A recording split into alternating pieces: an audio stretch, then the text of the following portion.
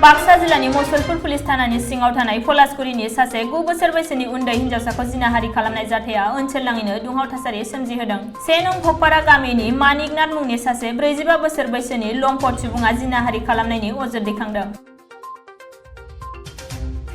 हाइलाकान्दि जिल्लायाव थांनाय रबिबारखालि हरनि समाव गुबुन मोननै जायगायाव गोबां बिबांनि आयेन बेरेखायै लाबोनाय बारमि सुपारिजों लोगोसे 12 सुबुंफोरखौ हमनो हायो। हमनो हानाय बारमि सुपारिया गासै 8 टनसो जागोन आरो बेनि बेसेना खमैबो 40 लाखनिबो बांसिन जागोन होननानै पुलिसआ फोरमायो।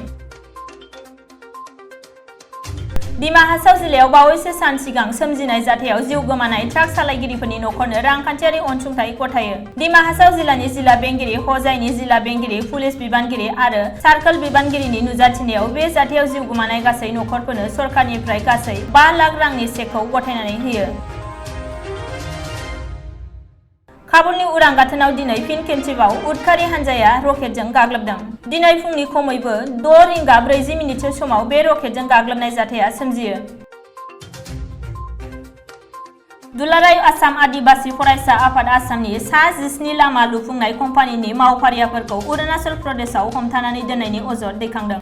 आफादआ अजद दैखांबावनाय बायदिब्ला मावफारियाफोरखौ थांनाय 16 आगस्तनिफ्रायनो आयेन बेरेखायै हमथानानै दोनदोंमोन।